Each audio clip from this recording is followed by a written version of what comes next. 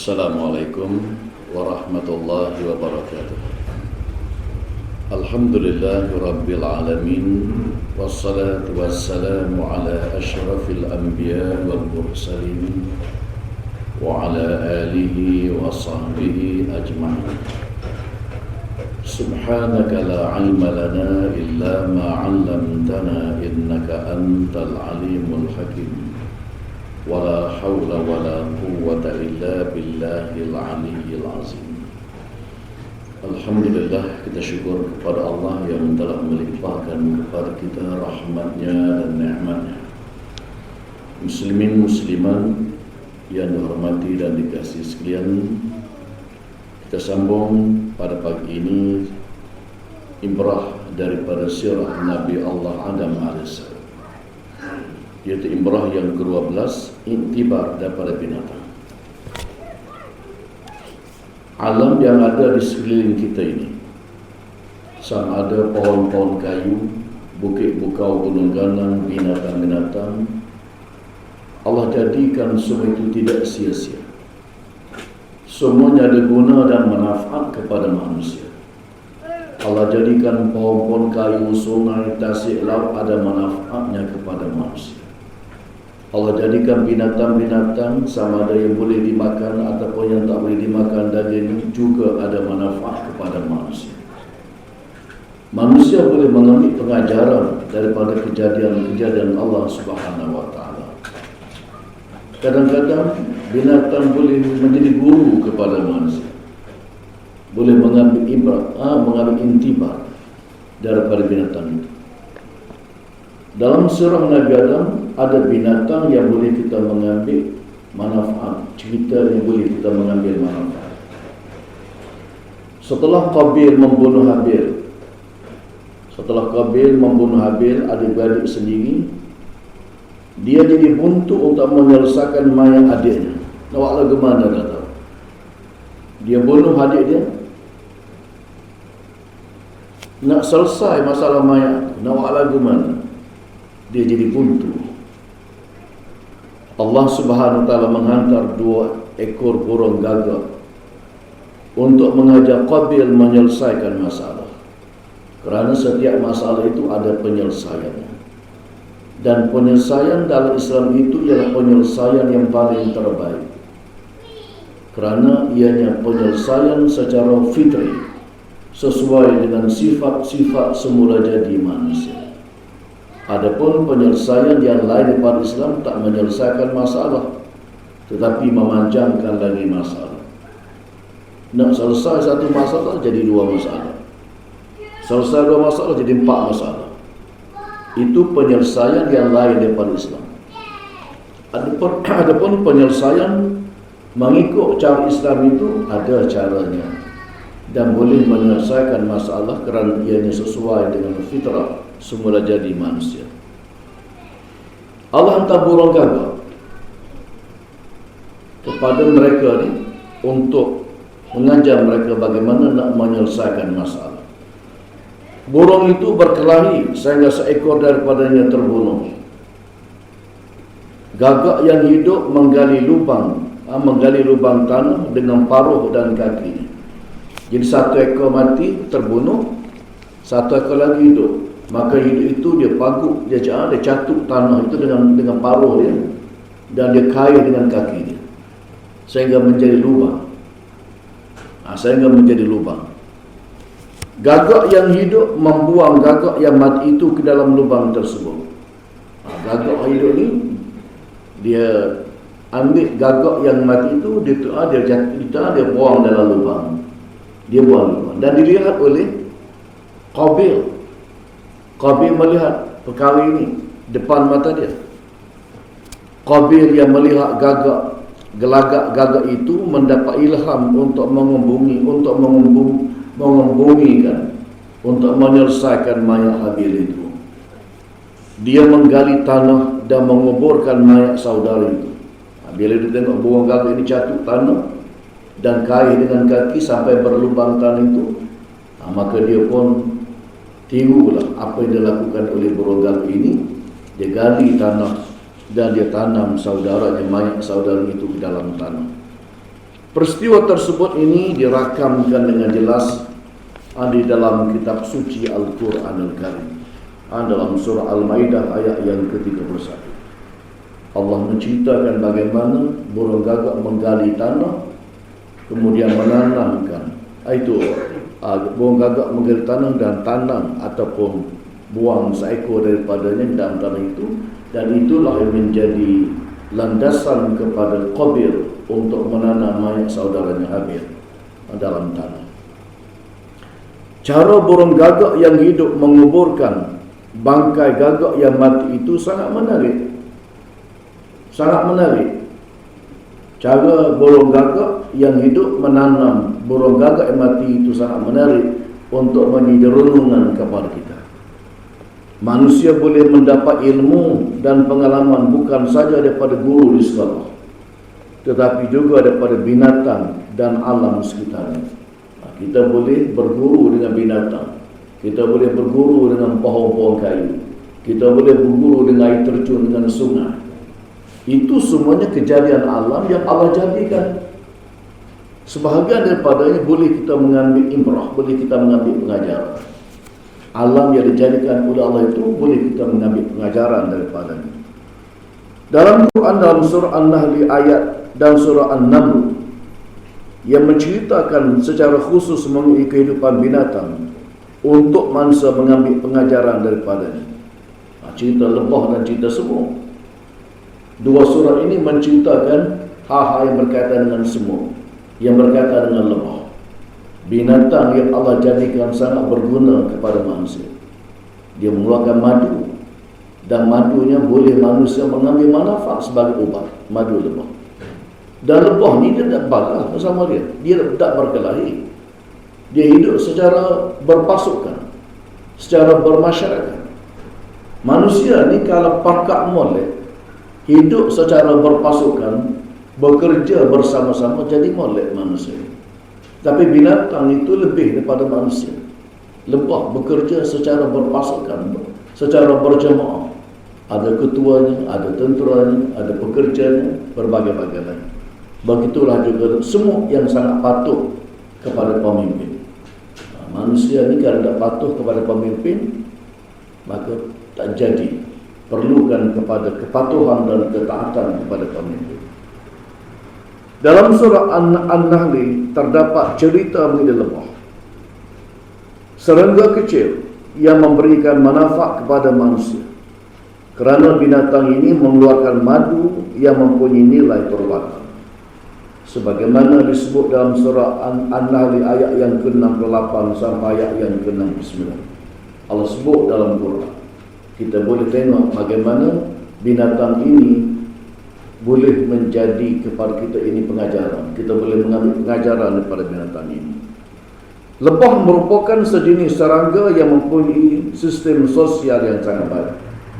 Sistem perhubungan ataupun sistem kemasyarakatan sangat baik. Binatang ini tinggal dalam sebuah sarang yang terdiri daripada lebah ratu, raja lebah. Beberapa ekor lebah raja jantan, lebah betina dan lebah pekerja. Dalam sebuah sarang lebah terdapat lebih kurang 30,000 ekor lebah. 30,000 kajian yang orang buat. Dalam satu sarang lebah tu terdapat kira-kira 30,000 lebah. Ini kajian yang orang buat. Gambar nampak ni sarang tak bawa, sarang tak besar mana, kecil aja. Tapi terdapat di dalamnya kira-kira 30,000 lebah. 30,000. Banyak yang kita tak sedar yang ada di sekitar kita ini. Kita rasa macam tak banyak, tapi rupa-rupanya banyak. Pokok pala yang digunakan daun buat tupak, kita sangka ada satu jenis yang daun pala ni. Tak. Kajian orang ada 124 jenis pokok pala di atas muka bumi. Itu kajian orang, mungkin lebih lagi. Pokok pisang bukan satu jenis, terdapat ratus-ratus jenis pokok pisang. Pokok lima ni bukan satu jenis, terdapat ratus-ratus pokok lima. Rumput bukan satu jenis, terdapat ratus-ratus jenis rumput. Itu adalah kejadian Allah Subhanahu Wa Taala untuk kita mengambil pengajaran daripadanya. Semua lebah yang berada di dalam sarang itu mempunyai peranan masing-masing untuk kepentingan bersama. Masing-masing ada peranan. Bekerja untuk semua untuk satu. Semua lebah itu ada peranan masing-masing. Dan kesemuanya memberi manfaat. Bekerja dalam satu pasukan, bekerja dalam satu saf, maka semuanya mendapat manfaat daripada kerja lebah yang bekerja dalam satu pasukan. Kita manusia pun kalau bekerja dalam satu pasukan, insya-Allah jadi mudah. Jadi mudah. Kalau pakai bergotong royong, ramai-ramai pakai gotong royong, maka yang berat jadi ringan, yang payah jadi mudah. Jadi ini pengalaman yang dibuat oleh manusia bila melihat bagaimana lebah itu bekerja dalam satu pasukan. Mengikut para pengkaji, terdapat sebanyak 20,000 jenis lebah di seluruh 20,000 jenis lebah. Kita ingat satu jenis ya lebah ni. Kita ingat satu jenis ya lebah, tapi tak. 20,000 jenis lebah terdapat di seluruh dunia. Itu kajian dia buat. Binatang itu bila hinggap bersarang di ranting pokok, ranting tidak patah. Sarang dia kita nampak besar macam payung, lebih besar daripada payung sarang lebah ni. Ranting pokok tu kecil, tapi tak pernah lagi kita dengar ranting pokok tempat lebah hinggap buat sarang patah. Kau aja dengar? Tak ada, tak patah. Ranting yang kecil tempat sarang lebah membuat sarang tak patah. Ini kelebihan kejadian Allah Subhanahu Wa Taala. Tak patah. Dia tidak menyusahkan manusia. Sebaliknya binatang itu menyumbangkan madunya kepada manusia. Dia tidak menyusahkan. Yang jadi susah bila manusia wakil nak pada dia. Manusia pergi memusnahkan sarang dia. Dia marahlah dia. Kalau manusia tak ganggu dia tak ganggu manusia lebah ni. Dan ianya memberi manfaat kepada manusia, mengeluarkan madu. Madu lebah ni semua orang tahu belaka sejak 1000 tahun. 1000 tahun di kalangan masyarakat Cina, di kalangan masyarakat Rom, masyarakat Parsi dan seluruh manusia tamuka bumi, semuanya menyatakan madu lebah ini adalah ubat. Islam menyebut dalam kitab suci Al-Quran madu lebah ini satu jenis makanan yang baik untuk manusia. Madu lebah. Hari ini pun Allah gunakan lebah dalam bidang perubatan. Harga pun dari Allah mahal sama. Dulu RM15 sebatang, dan dah RM15 sebatang. Dan RM40 sebatang. Malah lebih. Kalau madu keluluk mahal lagi. Madu lebah tualang mahal lagi. Sebab madu lebah tualang ni dia duduk di tempat yang tinggi. Pokok tualang tu tinggi. Dia tak duduk rendah-rendah. Ada pun lebah yang orang bela tu macam di Dungun tu, umpamanya itu dia duduk rendah-rendahnya orang bela. Ambillah falsafah hidup lebah yang tidak mencetuskan masalah, tetapi menyelesaikan masalah di mana pun dia berada. Begitulah juga binatang burung gagak yang datang menggali lubang korek tanah, kemudian dia tanam seekor gagak yang mati dan dilihat oleh Qabil. Maka Qabil mengambil pengajaran daripada apa yang berlaku pada burung gagak itu. Dia tanam mayat saudaranya Habil di dalam tanah. Peristiwa ini adalah peristiwa yang bersejarah dalam kehidupan manusia. Inilah pertama manusia membunuh manusia. Kisah bunuh yang pertama berlaku di kalangan anak Nabi Adam sendiri, yaitu Qabil membunuh Habil. Kisah yang pertama. Dan kisah jenayah yang paling awal dihisap oleh Allah Subhanahu Wa Taala, yang paling awal dicek oleh Allah Subhanahu Wa Taala ialah kibunuh. Kibunuh merupakan kisah yang paling awal dihisap oleh Allah Subhanahu Wa Taala. Adapun amalan buruk yang paling awal dihisap oleh Allah, amalan baik yang paling awal dihisap oleh Allah Subhanahu Wa Taala ialah solat. Kalau molek solat, maka moleklah yang seterusnya. Kalau solat tu tak molek, daripada awal lagi tak molek, maka amalan-amalan lain sampainya ada masalah. Akan ada masalah. Tetapi kalau solat lepas, insya-Allah. Kalau SPN lepas, hak tinggi lagi tu jadi mudah. Kalau pekat SPN, pelajar-pelajar pekat SPN, tak lulu dah. Bahasa Malaysia pun tak lulu juga. Bahasa Malaysia, orang Melayu, bahasa Malaysia pun tak lulu. Pengetahuan agama Islam sepatutnya orang Melayu tinggi, tak tinggi juga, tak kredit.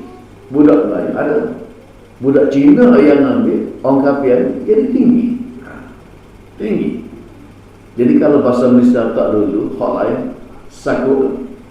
Begitulah juga dengan masalah ibadat solat.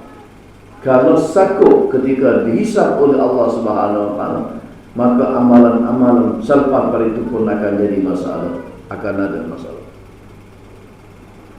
Dan Allah sebut dalam surah An-Naml ayat yang ke-18. Allah menjelaskan seekor semut betina. Ini cerita semut pula. Kita semua. Dalam peristiwa Nabi Sulaiman. Dalam peristiwa Nabi Allah Sulaiman. Nabi Sulaiman ini seorang pemimpin, seorang raja yang terkenal di Palestin. Nabi Sulaiman seorang raja. Dia juga seorang nabi. Ada istananya di Palestin. Dan dia berutus surat dengan Ratu Balqis yang berada di negeri Sabah dekat Yaman. Seorang raja perempuan yang mempunyai bala tentera yang sangat ramai, menteri-menteri juga sangat ramai. Tetapi akhirnya Ratu Balqis ini setelah diberikan taufik dan hidayah oleh Allah SWT, dia memeluk Islam. Dia beriman kepada Allah. Dia menyembah matahari, Ratu Balqis. Ayahnya manusia, ibunya jin. Ratu Balqis ini ayahnya manusia dan ibunya jin. Mak dia jin. Lahirlah anak perempuan yang diberi nama, panjang nama dia, kita bincang nanti. Diberi nama pendeknya Balqis. Jadi dalam kisah Nabi Sulaiman ini terdapat hal semut pula. Seekor semut betina, iaitu Ratu Semut, memberitahu semut-semut supaya masuk ke dalam sarang kerana tentera Nabi Sulaiman akan melintasi sarang mereka agar tidak terpijak oleh tentera Nabi Sulaiman. Nabi Sulaiman ini hebat. Boleh bercakap dengan semut, boleh berkomunikasi dengan semut, boleh berkomunikasi dengan burung, boleh berkomunikasi dengan jin, boleh bercakap, boleh berhubung. Inilah kelebihan yang Allah kurniakan kepada Nabi Sulaiman. Dan dia boleh mengarahkan angin supaya membawa dia pergi ke mana-mana tempat yang dia pergi. Boleh pergi dalam masa yang singkat. Hari ini kalau bergerak dengan kapal terbang daripada Malaysia ke Arab Saudi 8 jam ya, kelajuan kapal terbang itu. Nabi Sulaiman dulu laju lagi dengan angin. Dia boleh haruh angin untuk membawa dia ke mana yang dia pergi. Dia boleh bercakap dengan semut, boleh bercakap dengan burung, boleh bercakap dengan jin. Jin. Dia boleh bercakap dengan makhluk itu. Dan semut ini dalam peristiwa kisah Nabi Sulaiman dalam surah An-Naml melihatkan kepada kita sangat berdisiplin. Sangat berdisiplin. Rajin dan dedikasi. Manusia ni kalau rajin bersungguh-sungguh, berdisiplin, insya-Allah akan berjaya. Bila manusia ini tidak berdisiplin dalam buat kerja, tidak rajin, malah, dan tidak dedikasi, tidak sungguh, maka tak akan berjaya. Semut dalam kisah Nabi Sulaiman dalam surah An-Naml, Allah menceritakan kepada kita untuk kita mengambil pengajaran. Kalau nak berjaya, kena rajin, kena berdisiplin, dan kena dedikasi, kena bersungguh-sungguh. Sifat-sifat ini perlu ada kepada manusia jika ingin berjaya dengan cemerlang. Kajian yang telah dibuat oleh ahli sains menemukan kira-kira terdapat 20,000 jenis semut di seluruh dunia. Ada 20,000 jenis semut di seluruh dunia. Yang kita kenal semut gata. Itu yang kita kenal semut gata. Hapsasnya semut apa? Hitam. Itu yang kita kenal. Kajian yang dibuat terdapat sebanyak kira-kira 20,000 jenis semut di seluruh dunia. Dan binatang semut ini binatang yang sangat berdisiplin, kerja berdisiplin, patuh kepada ketua. Semut. Itulah cerita lebih kurang berhubung dengan semut, berhubung dengan lebah, dan berhubung dengan burung gagak. Binatang yang menjadi ibrah, yang boleh kita ambil pengajaran daripada. Dan kemudian satu lagi pengajaran, insya-Allah pada pagi ini kita sebut pula dendam, sifat mazmumah yang sangat tercela. Qabil dia dendam kepada Habil, sebab itu dia bunuh saudara dia. Dia dendam kerana Kih bergebu adik-beradik perempuan yang bernama Ikrimah. Adik-beradik perempuan yang bernama Ikrimah ini cantik rupa parasnya. Dan Qabil tidak layak untuk berkahwin dengan Ikrimah. Yang layak ialah Habil. Maka Qabil membunuh Habil. Dia dendam kerana Nabi Adam memberi peluang kepada saudaranya Habil untuk berkahwin dengan Ikrimah. Dia dendam dan dia bunuh. Dendam ialah sifat mazmumah yang sangat tercela. Dendam ini ialah sifat mazmumah, akhlak buruk yang sangat tercela. Manusia bila ada penyakit dendam dalam hati, pertama sekali buruklah dendam. Dan dendam juga memberi kesan pada penyakit zahir. Orang yang suka berdendam ni mudah kena penyakit jantung dan darah tinggi. Ni penyakit dendam. Suka berdendam ni mudah kena penyakit jantung dan darah tinggi. Dalam Islam dendam ini akhlak mazmumah, akhlak yang sangat buruk, akhlak yang sangat kecil. Dendam.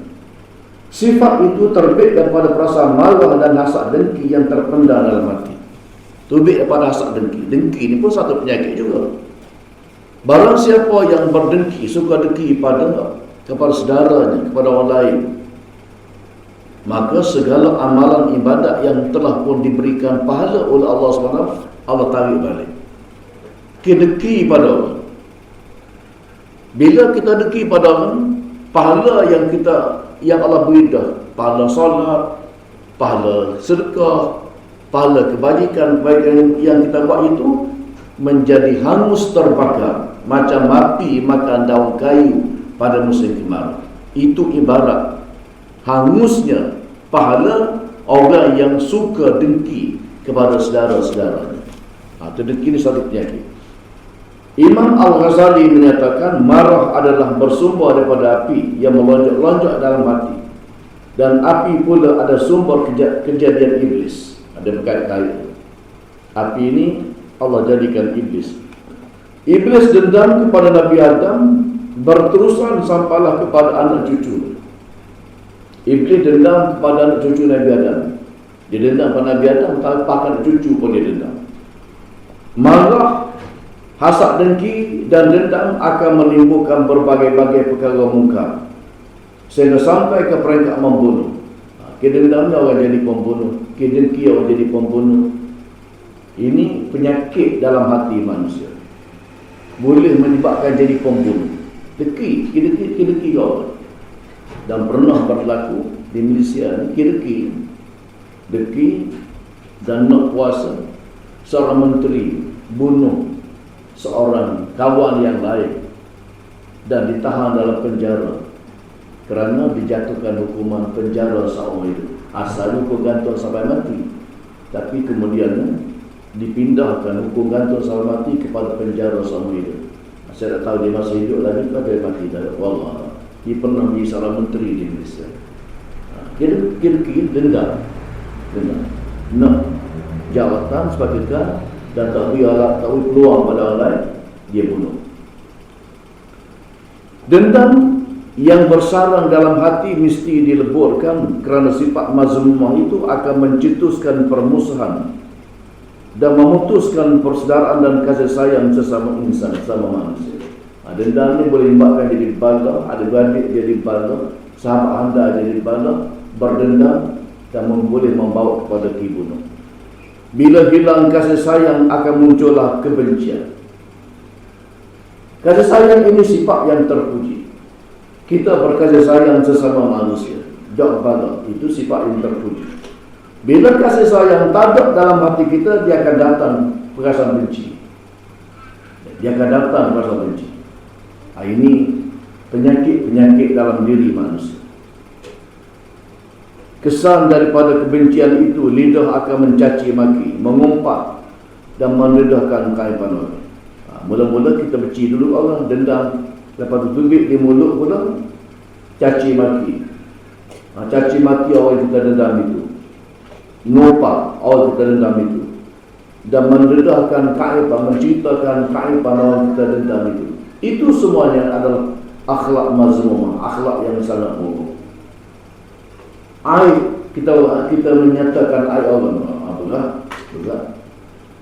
Kita mencaci maki orang, kita menimbulkan perasaan tidak senang dalam hati orang. Itu penyakit yang sangat berat.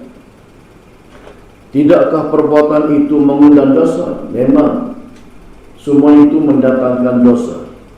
Antara manusia yang tersungkur mukanya dalam api neraka ialah orang yang tidak pandai menjaga lidahnya daripada melakukan perbuatan tersebut.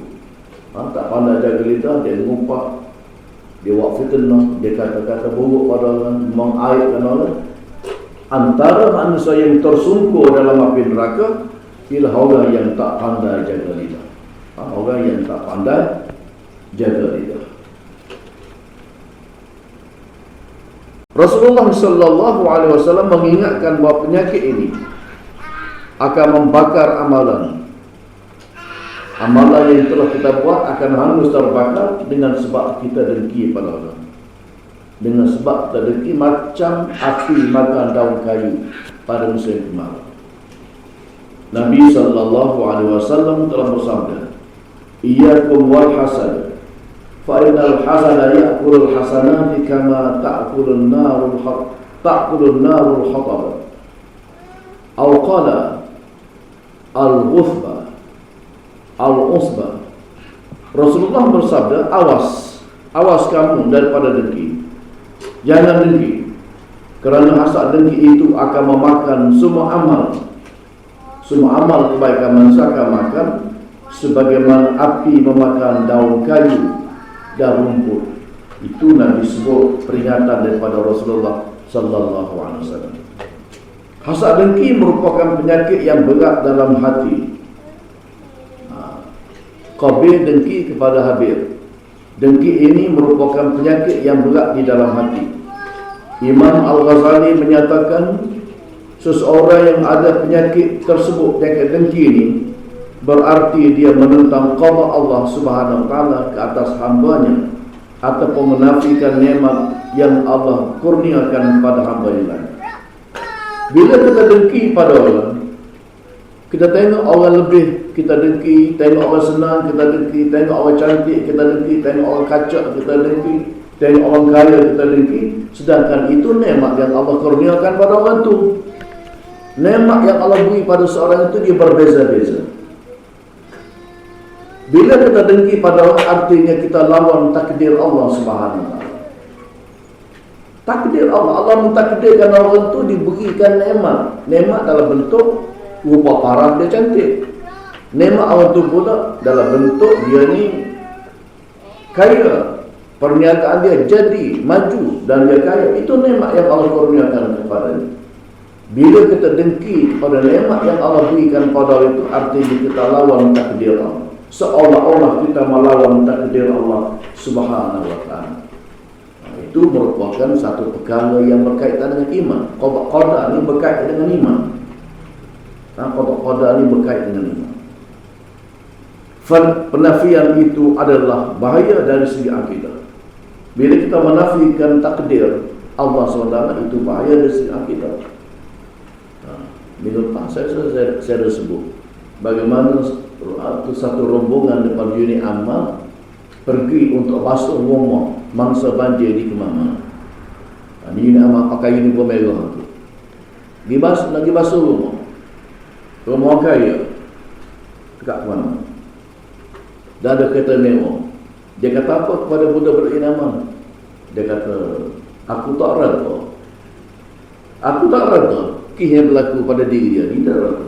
Sedangkan itu daripada Allah SWT. Budak-budak ini mana balik selalu tak jadi nak basuh. Dia bawa auto-jet, bawa macam-macam nak basuh rumah. Rumah orang yang menjadi mangsa kepada banjir dia lah. Dia cakap lagi tu. Itu berlaku. Jadi bila manusia ni dilawan takdir, dia lawan dengki pada orang yang kaya, itu seolah-olah dia lawan takdir, seolah-olahnya Allah beri dia kaya itu satu nikmat. Allah beri dia rumah parah yang cantik, itu nikmat yang Allah kurniakan kepada dia. Bila kita dengki, artinya kita lawan nikmat Allah yang Allah kurniakan kepada dia. Oleh kerana itu, penyakit yang merbak ini hendaklah kita sekat, kita sekat supaya jangan ada dalam hati. Jangan ada penyakit itu dalam hati. Jalannya ialah melawan perasaan dengki dan dendam itu. Kita buang perasaan itu daripada hati kita. Jangan ada perasaan dengki dalam hati. Jangan ada perasaan dendam itu dalam hati. Cabut perasaan itu dan ganti dengan perasaan syukur bila Allah memberikan nikmat kepada orang yang kita dengki. Jadi nikmat yang Allah kurnia pada orang itu jangan kita dengki, tapi kita syukur. Alhamdulillah, anak awak berjaya boleh masuk universiti, anak saya tak boleh masuk. Jangan dengki. Anak saya tak boleh masuk universiti, duduk dalam kelas yang sama. Anak jiran kita boleh masuk. Jiran kita buat majlis, kita pergi rumah dia. Jangan tak pergi majlis kesyukuran. Dan kita hendaklah rasa gembira dengan nikmat yang Allah beri kepada jiran kita itu. Buang perasaan dengki ini, buang perasaan yang tidak baik. Nak cabut tu bukan mudah, payah. Nak cabut penyakit yang berat dalam hati ini bukan mudah. Cabut perasaan itu dan ganti dengan perasaan syukur kepada Allah yang memberikan nikmat kepada orang yang kita dengki. Bila perasaan tersebut dapat ditukar, maka bermulalah kasih sayang dan berakhirlah dendam. Bila kita boleh tukar, kita masukkan perasaan syukur dalam hati kita, kasih sayang dalam hati kita, maka tadaklah dengki itu. Jadi kisah yang berlaku kepada Qabil dan Habil ini untuk jadi pengajaran kepada kita, supaya tidak jadi pembunuh, tidak menjadi orang yang dengki kepada orang lain, terutama sekali kepada adik-beradik kita sendiri. Jadi itu pengajaran ibrah yang boleh kita mengambil daripada peristiwa tersebut. Jadi setakat itu dululah pada pagi ini. InsyaAllah kita akan sambung dalam kuliah kita yang akan datang. InsyaAllah yang terakhir sekali sebelum kita masuk kepada sirah Nabi Allah Idris AS. Wallahu alam, wabillahi taufiq wal hidayah. Wassalamualaikum warahmatullahi wabarakatuh.